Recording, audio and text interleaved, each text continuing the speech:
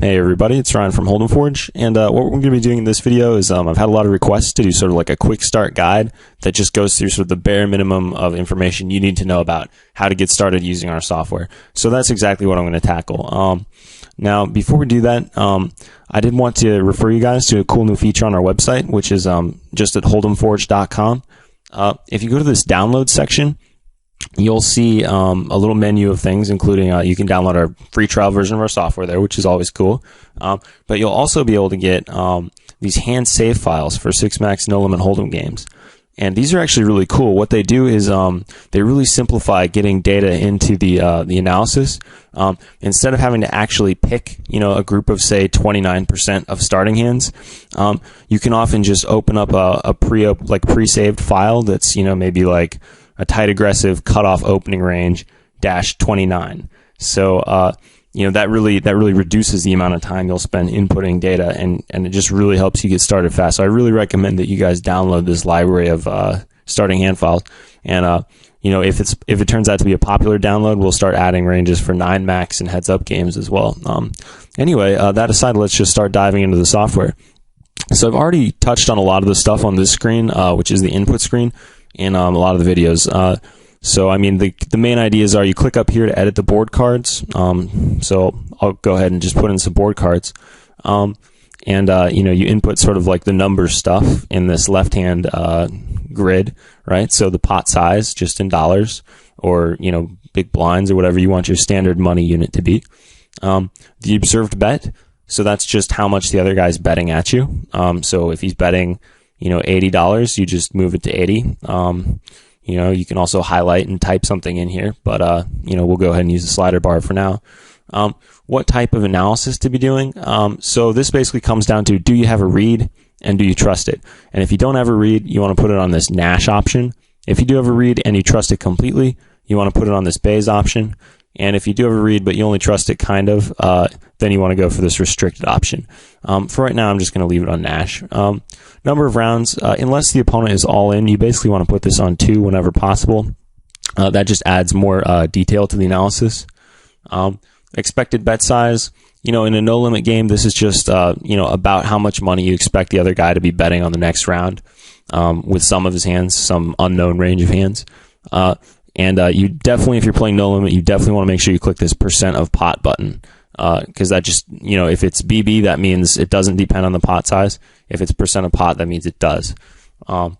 So that aside, the only other thing you have to input is on these starting hand grids, you have to say, before you call or fold, what are the groups of hands you might be holding? And before the other guy bets or checks, what are the groups of hands that he might be holding? So, for example, if we're on the flop and maybe I cold called this guy is open. Let's say I'm in the big blind and he's in the small blind. He raised pre-flop and I called. So in that situation, I would just go ahead, and what I'm going to do is actually use this cool library of starting hand ranges that I just referred you guys to on the downloads page.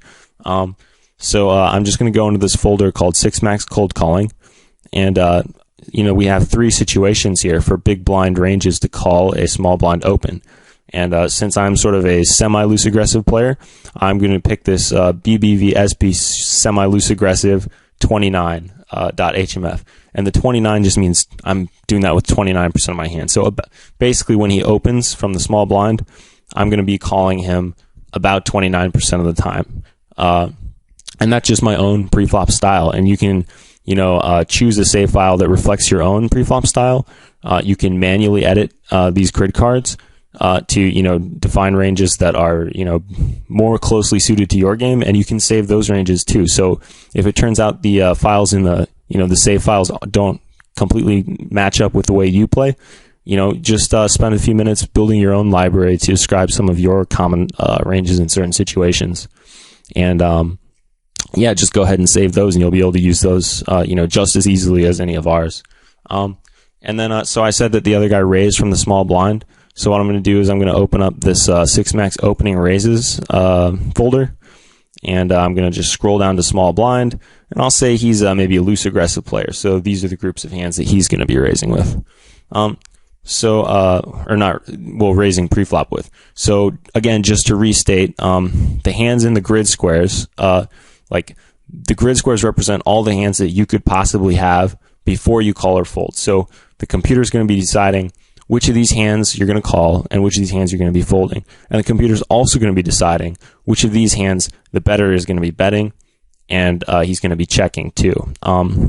And again, if you have a belief, that, okay, well, I think he's only going to be betting, top pair or something like that, you can go ahead and input that too as sort of like a model of your opponent, but it's not necessary for just finding out, what's the balanced range of hands, the safe sort of like Nash range of hands. And so that's just what we're going to be doing today. So, we've inputted both of our ranges, so we're just going to tell our software to analyze. And we just have to wait a little while to see what the best strategy happens to be in this case. So we'll let that crunch. Excuse me. And here we go. So it looks like the correct play is to call about half of the time and fold about half of the time on this board, given that the other guy makes about a pot-sized bet. 80% of pot. So that seems fairly reasonable just on the surface. And, if we're curious about, what exactly are the ranges of hands that we should be doing it with, we have the options to use, we can look at what the play is by starting hands. We can say, I have ace king. So what do I do? And you just mouse over the ace king, block, and, it'll tell you exactly what the play is with each possible combination of ace king. Likewise, if I say, okay, I have a flush draw. What do I do if I have a flush draw? Then I just go over to the second grid, and I go over to the second, graph, like this, the right column graph. And as you can see, it's split into two colors. There's a green color on the left side, and that says what percent of the hands are going to be calls. And there's a blue part, which says what percent of the hands are going to be folds. So as you can see, this case, I'm going to be calling about 74% of my hands, 74% of my flush draws. I'll be folding about 26% of my flush draws. And then this little 31 to the right, that just means I flop a flush draw, or I have a flush draw in my range before betting or calling about 31%, before calling or folding about 31% of the time. And if I call, what this graph on the left tells me is that 45% of my hands, so almost half of my hands, are going to be flush draws in this case. So that's kind of interesting.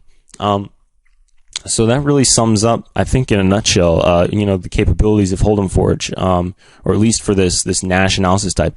If you want to learn about inputting opponent models, watch some of the other videos. But in terms of just a quick introduction, I hope that this has summed it up pretty well for you guys. If you have any questions, look me up on the 2+2 forums, in the software forum specifically.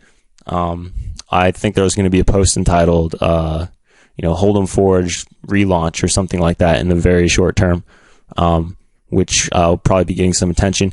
If you have questions, you can also address them to customer service. So that's just customer service at holdemforge.com, or you can, navigate to the contact us link on the website and use that as well. So thanks for watching, and good luck at the tables, everybody.